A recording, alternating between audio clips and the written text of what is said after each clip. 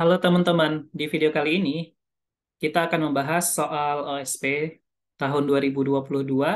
Melanjutkan video sebelumnya, sekarang kita akan membahas soal nomor 2. Soal ini mengenai sifat koligatif ya.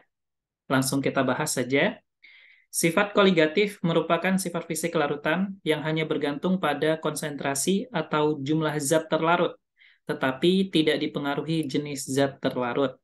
Penurunan titik beku adalah salah satu sifat koligatif yang banyak dimanfaatkan dalam kehidupan sehari-hari, seperti pembuatan campuran pendingin yang memiliki titik beku di bawah 0 derajat Celcius dibuat dari es yang ditambahkan garam. Garam yang sering digunakan adalah NaCl. Asumsikan garam ini terurai sempurna.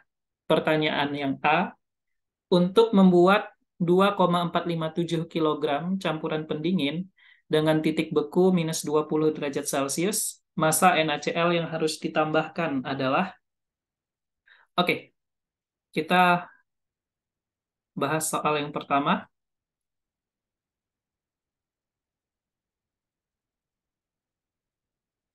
Di sini ada kata campuran. Campuran itu artinya adalah zat terlarut dan pelarut ya. Jadi 2,457 kg itu adalah massa zat terlarut, yaitu NaCl, dan massa pelarut 2,457 kilogram.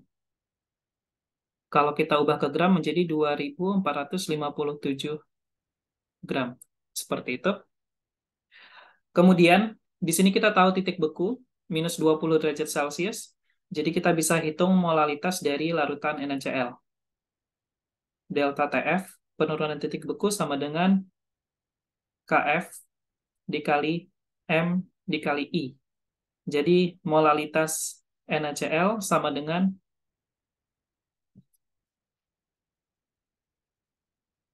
delta TF dibagi Kf dikali I.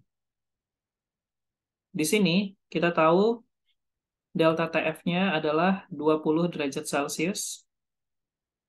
Kemudian Kf dari air 1,86 dan I faktor Van Hoff untuk NaCl karena dia diasumsikan terurai sempurna sama dengan jumlah ionnya yaitu 2. Jadi ini kalau kita hitung hasilnya 5,3763. Oke, seperti itu. Molalitas NaCl sama dengan massa NaCl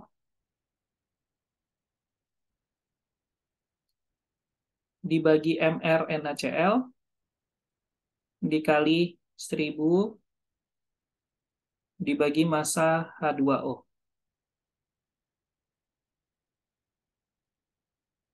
Kita sudah tahu molalitasnya 5,3763. Massa NaCl-nya yang ingin kita cari. Jadi di sini kita tulis saja dalam massa NaCl. mR NaCl-nya 58,5. Ini 1000. Dan massa H2O-nya adalah, ini kalau kita ubah bisa menjadi massa H2O sama dengan 2.457 gram dikurang massa NaCl. Jadi di sini 2.457 dikurang massa NaCl. Seperti itu. Kalau persamaan ini kita selesaikan, maka kita peroleh massa NaCl-nya, massa NaCl adalah 587,87 gram. Karena di soal ini harus 4 angka penting yang ditunjukkan oleh massa campuran ya. Di sini kan 4 angka penting, maka jawaban akhir kita harus 4 angka penting juga. Maka ini bisa kita ubah menjadi 587,9 gram. Seperti itu untuk pengerjaan soal yang A. Oke, kita lanjut ke soal yang B.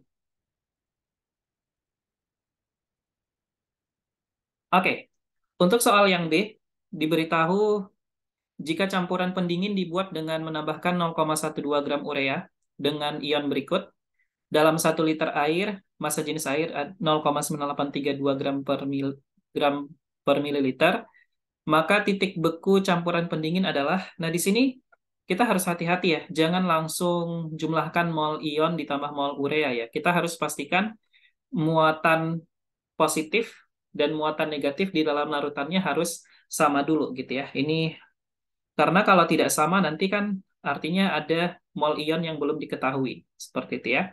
Jadi kita harus pastikan muatan total atau mol total muatan positif sama dengan mol total dari muatan negatif. Nah, gitu ya. Q itu muatan, N itu mol, seperti itu. Di sini muatannya kita kasih tanda mutlak ya, supaya muatan negatifnya nanti yang kita lihat cukup nilai mutlaknya aja. Jadi SO4 2- misalkan yang kita lihat cuma muatan duanya saja, gitu ya. Jadi total muatan positifnya dikali molnya, berarti mol Na plus dikali 1 gitu ya. Karena dia muatannya plus 1. Kemudian mol Mg2 plus dikali 2 karena muatannya 2. Kemudian mol Ca2 plus dikali 2 dan mol K plus dikali 1. Seperti ini, kita masukin angkanya 0,471 dikali 1 ditambah 0,052 dikali 2 ditambah 0,01 dikali 2 ditambah 0,01 dikali 1. Dan ini hasilnya adalah 0,662 mol. Dengan cara yang sama kita bisa hitung mol total muatan negatifnya adalah mol Cl min dikali 1 karena muatannya min 1, mol SO42 min dikali 2, kemudian mol HCO3 min dikali 1, dan mol Br min dikali 1. Jadi di sini 0,623 dikali 1 ditambah 0,028 dikali 2 ditambah 0,01 dikali 1 ditambah mol Br minnya 0,001 dikali 1. Jadi hasilnya adalah kalau kita hitung ini hasilnya menjadi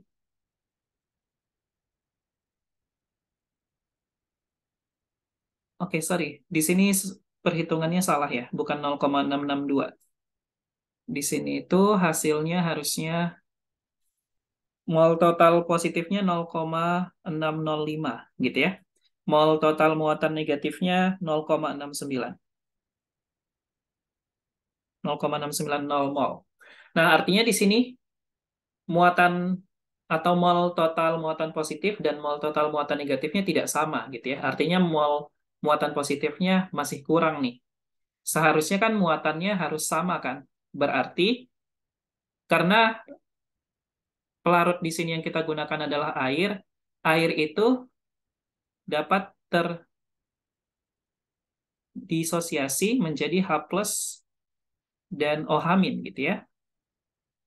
Artinya, untuk menyeimbangkan muatannya di sini, kita harus tambahkan muatan positif, karena mol muatan positifnya yang kurang. Jadi, di dalam larutan ini, mol NH plus, mol H plusnya belum diketahui. Jadi, kita hitung dulu mol H plusnya. Mol H plusnya adalah 0,690 mol dikurang 0,605 mol. Supaya mol positif dan mol negatifnya sama gitu ya. Jadi mol H plusnya adalah selisih dari mol muatan negatif dikurang mol muatan positif. Jadi ini kalau kita hitung hasilnya adalah 0,085. Adapun mol OH- dari H2O itu kita abaikan. Kenapa? Karena molnya kecil gitu ya. Nah, di sini bisa kita buktikan bahwasanya mol OH- itu memang benar kecil. Oke, kita tulis di samping saja.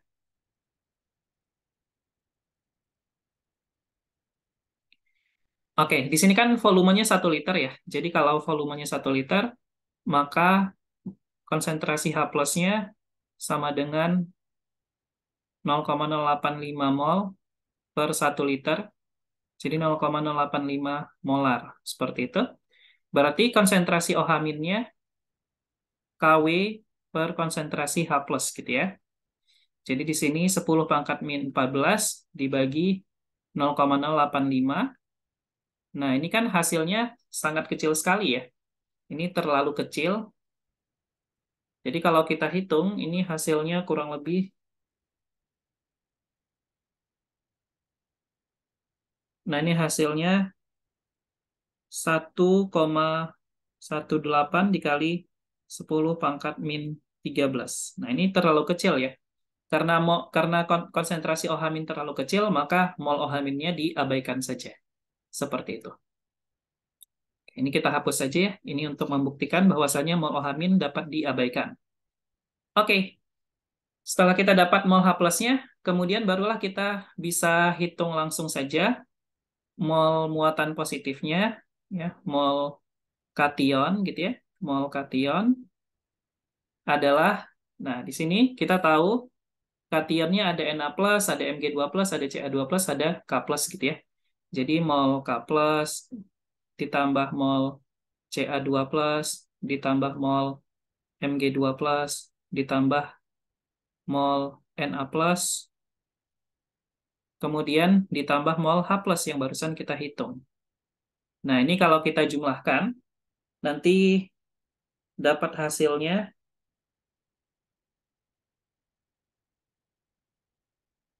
0,628.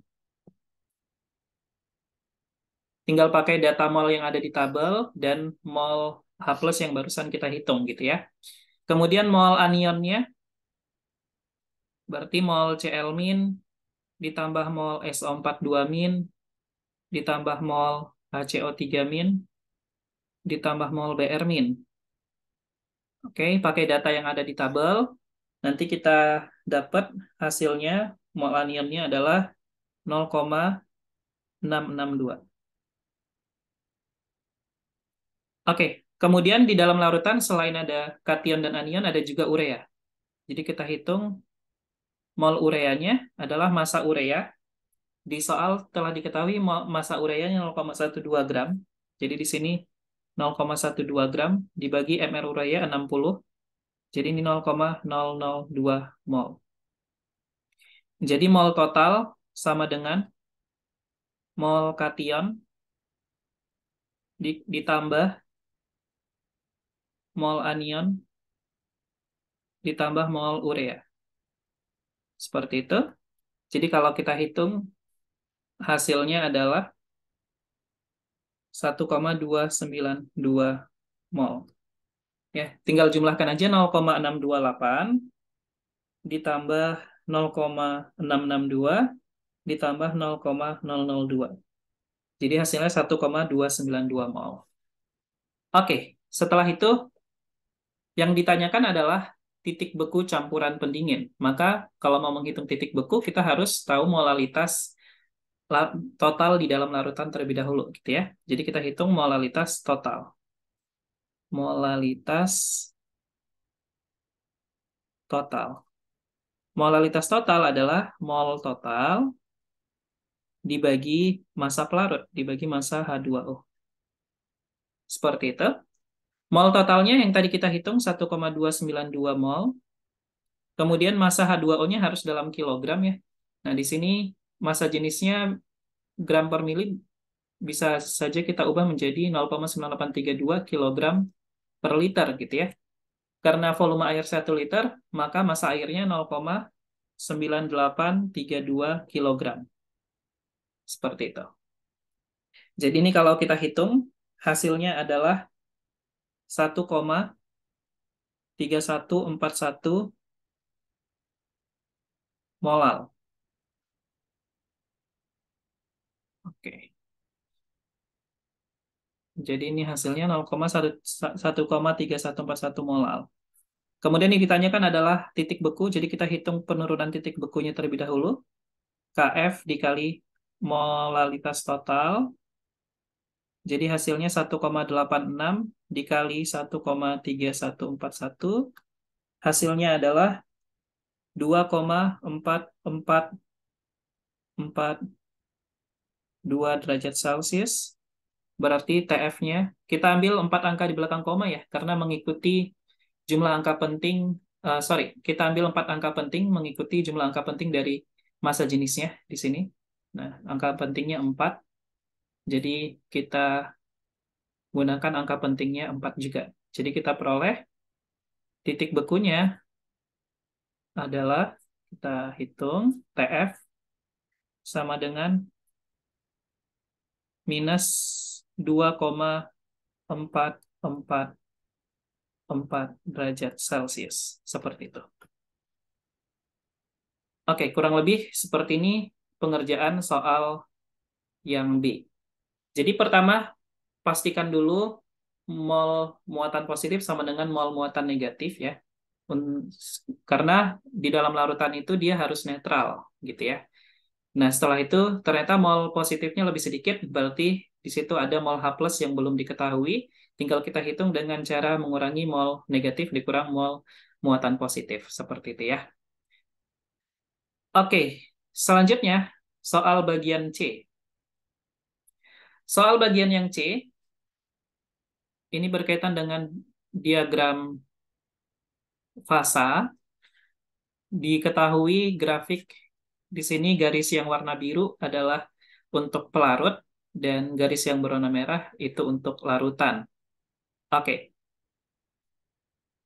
pertama kita harus membagi wilayah pada grafik ini dengan fasanya masing-masing ya. Jadi di sini adalah fasa solid atau fasa padat, ini adalah fasa cair atau liquid, ini adalah gas. Seperti itu ya. Kemudian di soal ditanyakan titik beku air yang mana gitu ya. Oke, di sini kan ada dua diagram fasa ya. Kalau mau lebih mudah, kita tinggal pisahkan aja terlebih dahulu diagram fasa pelarut dan zat terlarut dan larutan. Nah, caranya seperti ini. Jadi kalau kita gambar ulang, diagram fasa untuk pelarut seperti ini kurang lebih. Diagram fasa pelarut seperti ini. Oke, di sini ini namanya titik triple. Jadi di sini ada beberapa titik gitu ya. Ada titik A, kemudian di sini ada titik B, kemudian di sini ada titik C, sesuai dengan grafik yang di sebelah kanan ya. Kemudian di sini ada kemudian di sini ada titik D, dan di sini ada titik E. Seperti itu ya. Nah, di sini harus hati-hati ya. Untuk diagram fasa pelarut, yang ini adalah, kita pakai warna yang berbeda aja. Nah, ini namanya titik triple. Oke, ini namanya titik triple. Titik pertemuan tiga fasa, yaitu solid, liquid, dan gas. Kemudian yang ini yang kita sebut dengan titik beku. Oke, itu titik beku, dan yang ini adalah titik didih. Oke, karena ini pelarut, kita kasih 00 gini ya, artinya dia pelarut. TF0 dan TB0. Jadi titik beku air, ya, titik beku air itu ditunjukkan oleh titik D. Jadi di sini jawabannya D.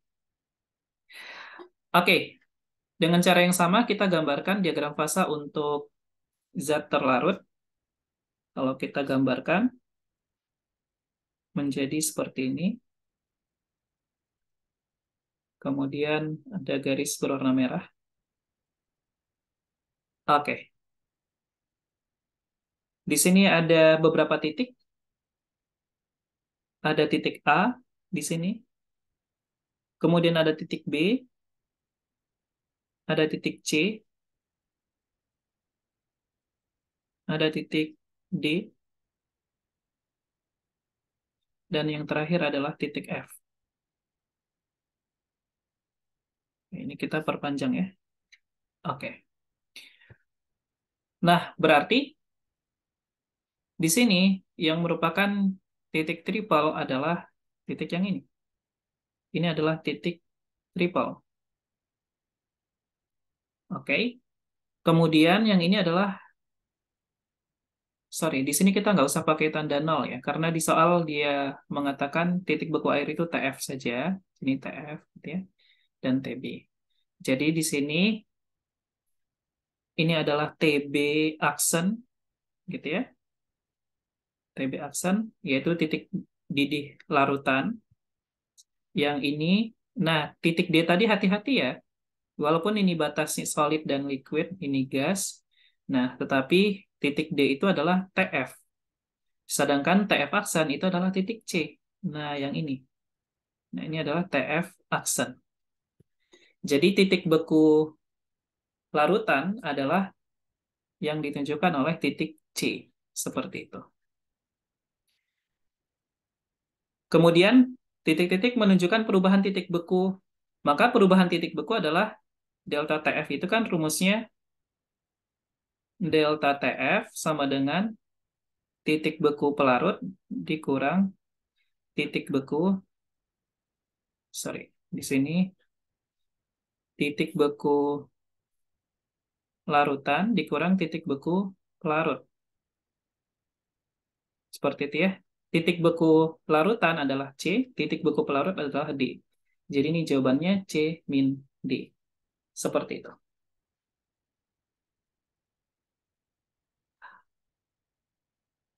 Oke, kita lanjut ke soal berikutnya. Ini adalah soal yang D. Pada musim dingin, garam biasanya ditaburkan di jalanan yang tertutup salju untuk mencairkan es agar kendaraan tidak mudah tergelincir. Kalsium klorida heksahidrat sering digunakan untuk melelehkan salju karena harganya yang murah dan efektif untuk melelehkan salju. Konsentrasi larutan jenuh kalsium klorida dalam air pada suhu 0 derajat Celcius adalah 60,93 gram per 100 mili. Jika densitas larutan adalah 1,366 gram per mili dan densitas air pada sorry, ini suhunya belum diketahui ya. Sebentar, kakak lihat dulu soal aslinya.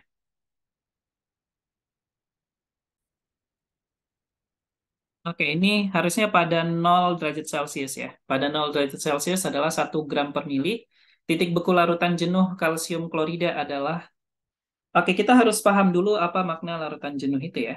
Jadi, di dalam larutan jenuh, ya, dalam larutan, jadi larutan jenuh dari CaCl2 itu artinya terdapat 60,93 gram CaCl2 kalsium klorida dalam 100 mili air, 100 mili H2O. Itu makna dari larutan jenuh CaCl2. Kemudian di sini adalah yang ditanyakan titik beku gitu ya. Maka kita harus tahu molalitas dari larutan jenuh CaCl2 ini. Maka dari itu kita pertama hitung dulu molalitasnya. Molalitas CaCl2 sama dengan massa CaCl2 dibagi mR CaCl2 dikali 1000 dibagi massa H2O. Oke, massa CaCl2-nya 60,93, mR CaCl2 111, kemudian ini 1000, massa H2O-nya kita hitung dulu ya. Jadi volume airnya 100 mili, densitas airnya 1 gram per mili, jadi massa airnya 100 gram. Gitu ya. Jadi kalau kita hitung, molalitas larutan jenuh CaCl2 adalah 5,4892 molal. Kemudian yang ditanyakan adalah penurunan titik beku larutan. Jadi kita hitung delta TF-nya dulu, sama dengan KF dikali M dikali I. KF-nya 1,86 karena pelarutnya air, molalitasnya 5,4892, dan kemudian faktor Van Hoff untuk CaCl2 adalah 3 ya. Asumsikan dia terionisasi sempurna kalsium kloridanya, jadi faktor Van Hoff sama dengan jumlah ion dari CaCl2 gitu ya. Jadi kalau kita hitung delta TF-nya adalah 30,6297 derajat Celcius. Jadi titik bekunya di sini densitasnya menunjukkan 4 angka penting ya. Nah, ini 4 angka penting. Jadi kita pakai 4 angka penting juga di sini. Di sini juga masanya menunjukkan 4 angka penting ya. Jadi kita pakai TF-nya, jawaban akhirnya harus 4 angka penting, jadi minus 30,63 derajat Celcius. Seperti itu. Oke, kita lanjut soal yang E.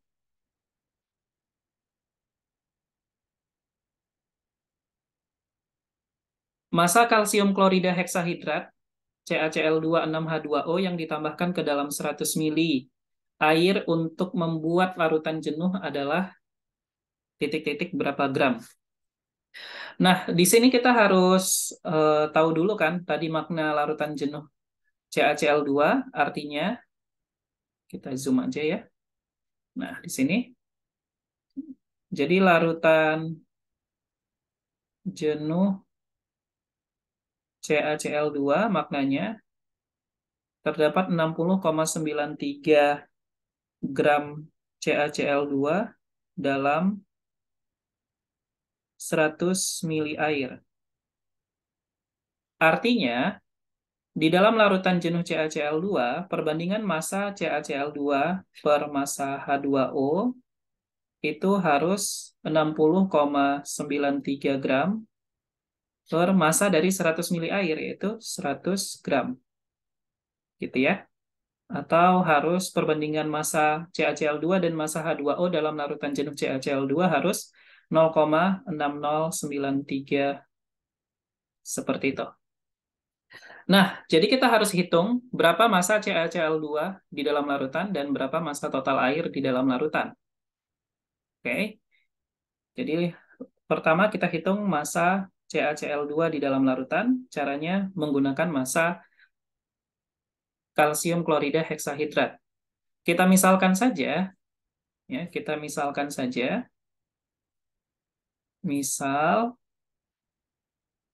massa CaCl2 6H2O-nya adalah X gram.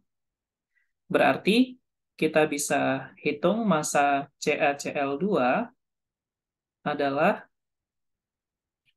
MR CaCl2 dibagi MR CaCl2 6H2O dikali massa CaCl2 6H2O. Gitu ya.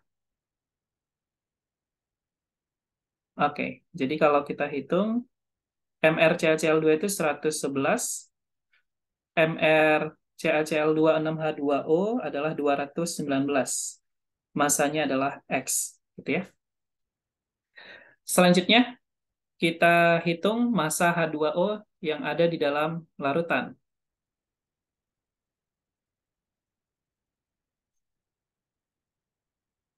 Ini kita batas dulu ya, biar rapi. Nah, kita hitung massa H2O yang ada di dalam larutan adalah, kita tuliskan di atas saja, massa H2O. Nah, H2O itu ada yang berasal dari CaCl2 6H2O, dan ada juga, ini kita geser ke sini saja,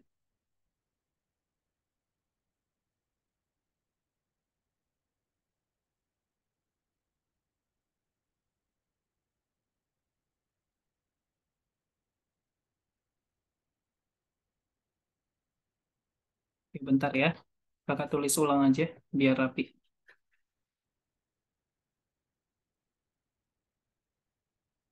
Oke, jadi massa H2O, ada H2O yang berasal dari CaCl2 6H2O, dan ada H2O yang sudah ada dari awal, yang berperan sebagai pelarut gitu ya. Nah, massa H2O yang berasal dari CaCl2 cara ngitungnya sama ya, seperti menghitung massa CaCl2. Jadi 6 dikali MrH2O dibagi Mr CaCl2 6H2O dikali X dikali massa CaCl2 6H2O, dan massa H2O yang ditambahkan sebagai pelarut adalah Rho dikali V, ya kan? Jadi di sini 6 dikali 18 dibagi 219 dikali X ditambah 100 dikali 1. Oke, ini kalau kita hitung massa H2O-nya adalah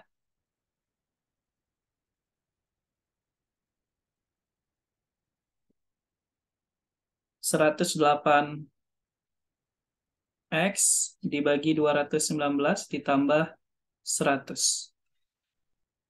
Oke, sebelumnya kita sudah mengetahui perbandingan massa CaCl2 dan massa H2O, jadi bisa kita selesaikan soal ini. Oke, kita selesaikan. Jadi perbandingan massa CaCl2 per massa H2O, perbandingannya harus 0,6093. Oke, kita tahu massa CaCl2-nya adalah massa CaCl2-nya kita 111 X dibagi 219 ya. Jadi di sini 111X per 219 dibagi massa H2O-nya 108X 108X dibagi 219 ditambah 100. Nah, ini perbandingannya harus 0,6093. Oke, jadi kita tentukan nilai X-nya. Jadi kalau kita hitung nilai X-nya, jadi X sama dengan massa CaCl2 6H2O. Hasilnya adalah 295,24 gram. Karena di soal ini densitas massanya, massa dari CaCl2-nya yang ada di soal, dia 4 angka penting, jadi kita harus menggunakan 4 angka penting juga, gitu ya. Jadi 295,24 kita ubah menjadi 295,2 gram, seperti itu. Jadi ini adalah massa CaCl2 6H2O yang harus ditambahkan ke dalam 100 ml air untuk menghasilkan larutan jenuh CaCl2.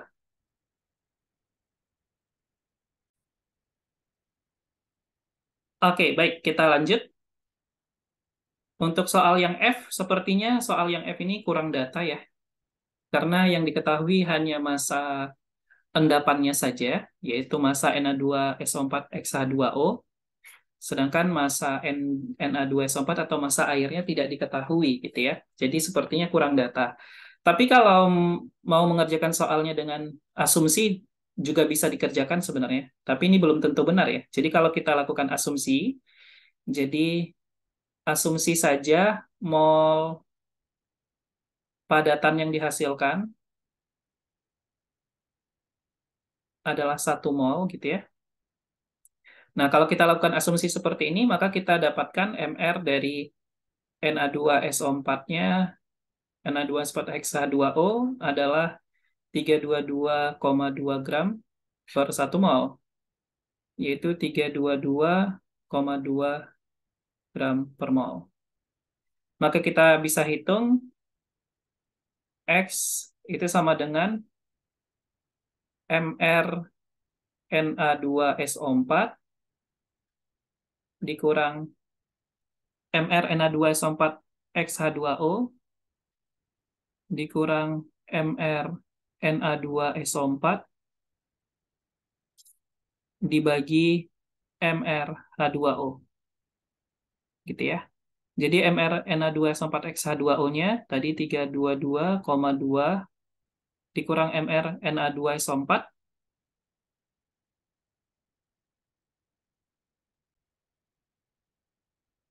mRNA2SO4 adalah 142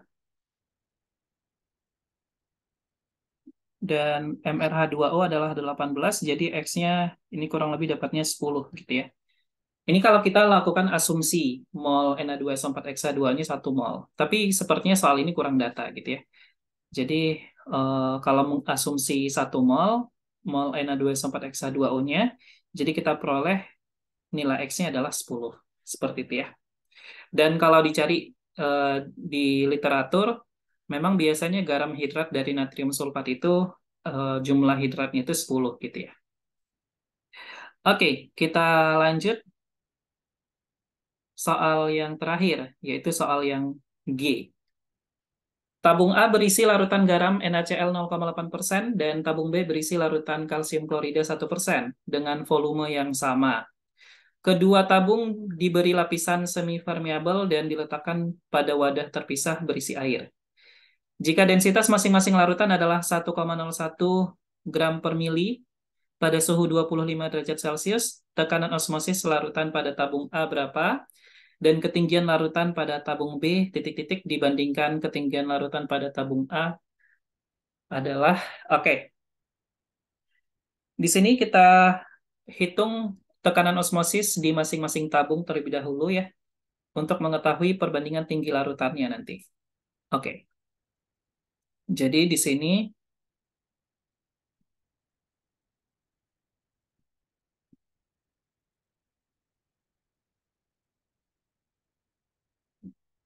nah kita lihat dulu tabung A. Kita tinjau satu-satu ya. Tabung A adalah mengandung larutan NaCl 1%, W per W. Persen berat artinya ya. Nah, kita asumsikan aja, asumsi massa larutannya 100 gram. Kalian boleh mengasumsikan berapapun massa larutannya, tapi karena persen, jadi lebih mudah diasumsikan 100 gram saja. Jadi massa NaCl-nya, sorry, NaCl-nya 0,8% ya. Di sini salah. Nah, jadi harusnya 0,8%. Oke, jadi massa NaCl-nya 0,8 gram. Oke, langkah pertama kita hitung massa NaCl-nya, mol NaCl-nya. Massanya 0,8 gram dibagi mR NaCl 58,5 gram per mol. Jadi kita peroleh mol NaCl-nya. Ini kalau kita hitung hasilnya adalah 0,013675.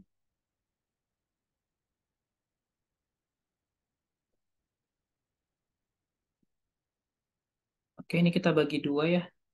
Seperti ini. Oke, setelah itu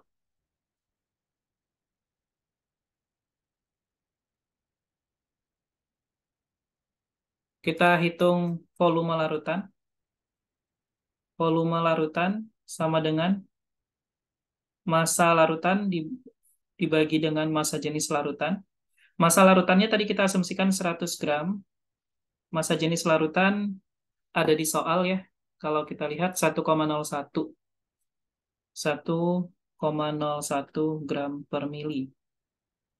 Jadi ini hasilnya adalah 99,0099 mili. Atau kalau dalam liter, ini hasilnya 0,099099 liter. Oke, selanjutnya kita hitung molaritas dari NaCl-nya. Jadi molaritas NaCl,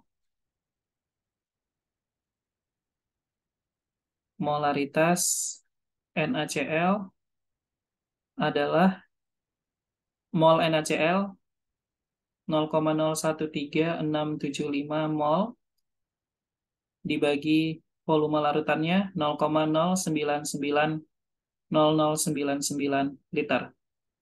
Nah, ini hasilnya adalah 0,1381 molar. Oke, kita dapat molaritas. Selanjutnya kita hitung tekanan osmosisnya. Jadi tekanan osmosis di tabung A ya, adalah molaritas dikali R dikali T dikali I. Molaritasnya 0,1381, R-nya 0,082, T-nya 298, I-nya NaCl itu jumlah ionnya atau faktor Van Hoff-nya 2 ya. Nah, jadi ini kalau kita hitung hasilnya 6,749 atm. Ini ubah ke Pascal ya. Jadi atm diubah ke Pascal dikali 101,325. Oke, Pascal per atm. Oke, jadi ini kalau dihitung hasilnya adalah dalam satuan Pascal 683.842 Pascal. Oke, itu dapat tekanan osmosis di tabung A. Selanjutnya kita kerjakan tabung B. Oke, kita hitung tekanan osmosis di tabung B. Oke, caranya hampir sama. Di tabung B ada larutan, kita lihat ya, tadi di tabung B ada larutan kalsium klorida 1%, CaCl2 1% berat. Jadi di sini sama pengerjaannya, asumsi massa larutan 100 gram. Jadi massa CaCl2-nya 1 gram. Kita hitung mol CaCl2-nya 1 gram dibagi mR CaCl2 111 gram per mol. Oke, nah jadi ini kita peroleh molnya adalah 9,009 dikali 10 pangkat min 3 mol. Kemudian volume larutannya sama seperti di tabung A ya, karena massa larutannya kan sama. Ini 100 gram, di sini juga 100 gram. Jadi volume larutannya sama, yaitu volume larutannya adalah 100 gram per 1,01 gram per mili, yaitu 99,0099 mililiter atau 0,0990099 liter. Kita hitung molaritas dari CaCl2-nya. Molaritas CaCl2 berarti molnya 9,009 dikali 10 pangkat min 3 mol dibagi volume larutannya 0,0990099 liter. Seperti itu. Oke, jadi molaritas CaCl2-nya ini kalau kita hitung hasilnya 0,0909909 molar. Seperti ini. Kemudian kita hitung tekanan osmosis di tabung B, jadi PB gitu ya. PB sama dengan M dikali R dikali T dikali I. Jadi 0,0909909 dikali 0,082 dikali 298 dikali faktor Van Hoff dari CaCl2 adalah 3, karena jumlah ion CaCl2 3 gitu ya. Berarti ini kalau kita hitung molaritasnya, tekanan osmosisnya adalah 6,6704 molar atm, karena tekanannya. Ini ubah ke Pascal ya. Tujuannya kenapa harus diubah ke Pascal? Karena untuk menghitung perbedaan tinggi larutan A dan B nantinya. Oke, jadi di sini dikali dengan 101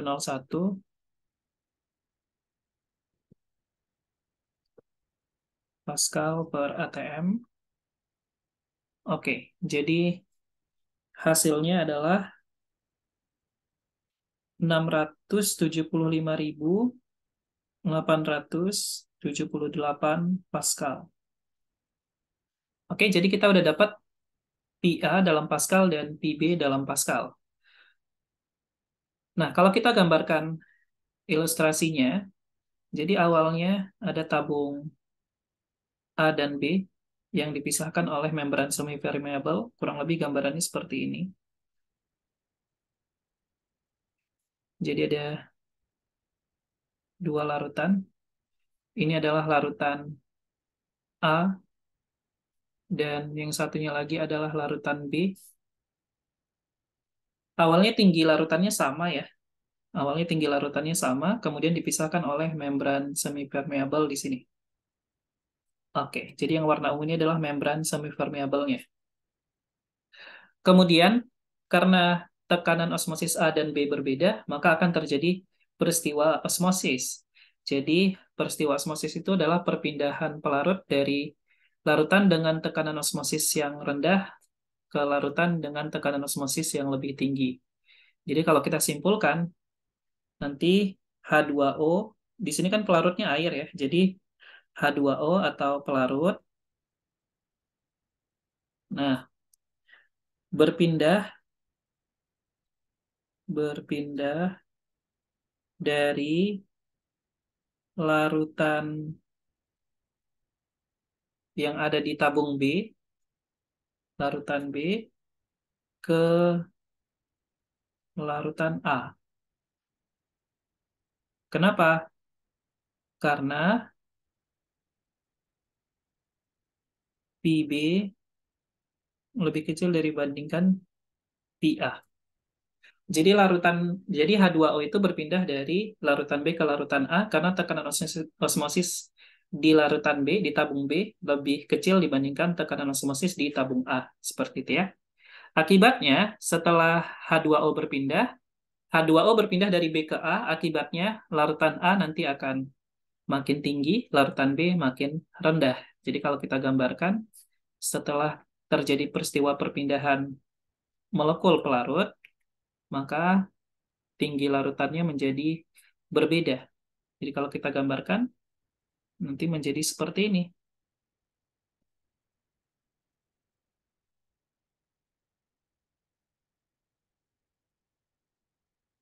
Oke, jadi di sini kita kasih keterangan nanti H2O-nya pindah ke tabung A. Ya, jadi tanda panah merah itu menunjukkan perpindahan molekul, arah perpindahan molekul pelarut atau molekul air. Akibatnya tinggi di tabung A, nanti tabung A larutannya lebih tinggi, di tabung B larutannya lebih rendah. Seperti itu ya. Ini adalah tabung A dan ini adalah tabung B. Oke, setelah itu kita disuruh menentukan perbedaan tinggi ini. Ya, H.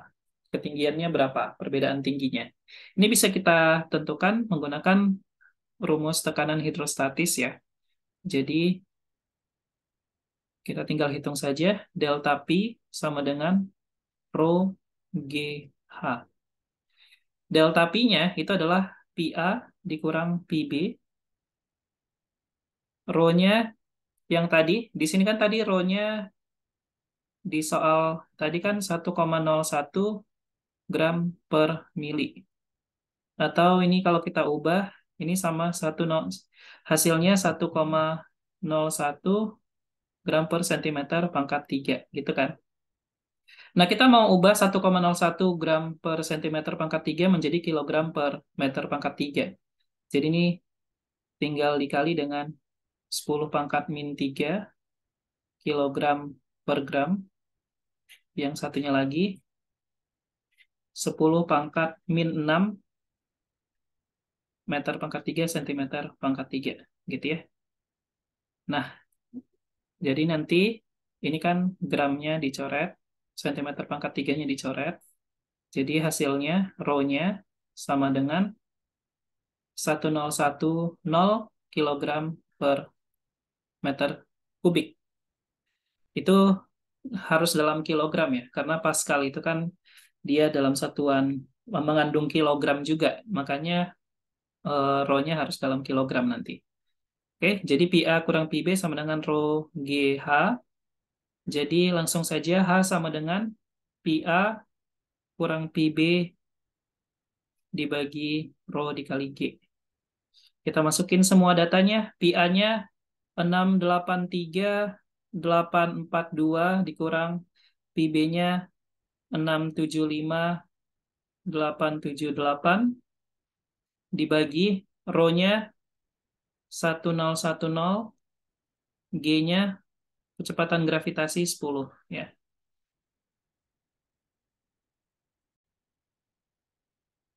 Oke, jadi kalau kita hitung ini hasilnya 0,7885 meter.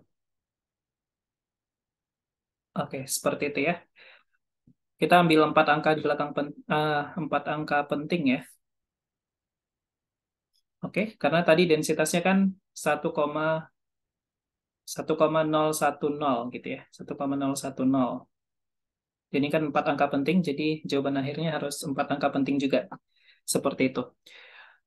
Jadi kurang lebih soal nomor 2 untuk soal OSP 2022 seperti ini. Jadi harus berhati-hati dalam perhitungan ya. Jadi karena di sini angka penting sangat menentukan hasil akhir, jadi nanti ikuti petunjuk yang ada di soal, berapa angka penting yang harus digunakan, seperti itu.